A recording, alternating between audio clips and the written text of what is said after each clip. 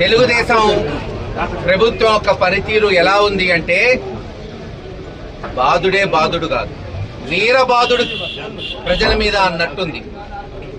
ప్రతిపక్షంలో ఉన్నప్పుడు చంద్రబాబు నాయుడు గారు గల్లీ గల్లీ తిరిగి బాధుడే బాధుడు, తాను ముఖ్యమంత్రి అయితే విద్యుత్ ఛార్జీలు పెంచడం కాదు తగ్గించి చూపిస్తాను అన్నారు. ఎక్కడ ఎవరి మీద భారం పడకుండా చేస్తాను అన్నారు.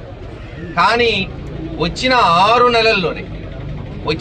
నెలల్లోనే ఇచ్చిన 6 హామీల్ని తొంగలో తొక్కి, సరే హామీలకు ఎటు దిక్కు లేదు, అమ్మఒడి కానీ, రైతు భరోసా కానీ, లేదు ఫీజు రీఎంబర్స్మెంట్ పథకాలు కానీ, ఆరోగ్యశ్రీలు కానీ, లేదు ఆ రోజున్న అనేక పథకాలను ఆపేయటమే ప్రజల మీద భారం పడుతుంటే, చదివించుకోవాలన్నా, ఈరోజు హాస్పిటల్కి పోవాలన్నా, వ్యవసాయం చేయాలన్నా ప్రజలు ఇదేమి కర్మరా బాబు అనుకుంటుంటే 6 నెలల్లోనే అది చాలదన్నట్టు మళ్ళీ భారం సుమారు 15-16 వేల కోట్ల రూపాయలు ఈరోజు గృహ వినియోగదారుల మీద, 200 యూనిట్లు ఫ్రీగా వాడుకునే ఎస్సీ ఎస్టీల మీద ఈ రోజున ఎన్ని ఎత్తేసి వీరబాదుడి కింద 16,000 కోట్ల రూపాయలు ఈ రోజున మరి భారం వేశారు.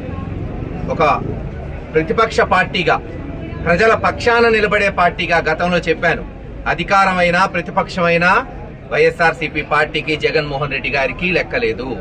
పాలక పక్షం మేము ప్రజల పక్షాన నిలబడే పార్టీగానే మేము ముందుకు పోతాం. ఈరోజు ప్రతిపక్షంగా మా బాధ్యత అధికార పక్షం చేస్తున్న తప్పుల్ని ఎండగట్టడానికి. మరి ఈరోజు మీరు చూస్తున్నారు, మొన్న రైతుల పక్షాన నిలబడ్డాం, ఈరోజు కరెంట్ ఛార్జీలు ఆంధ్ర రాష్ట్ర ప్రజల తరఫున నిలబడుతున్నాం, రేపు మళ్ళీ విద్యార్థుల తరఫున నిలబడతాం.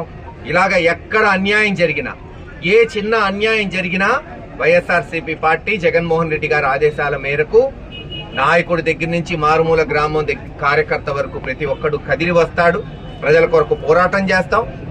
తప్పకుండా ఈ ప్రజా కంటక పాలనని అంతమంది ఇచ్చే వరకు అందరం ఈ పోరాటం కొనసాగిస్తామని తెలియజేసుకుంటూ సెలవు తీసుకుంటాం.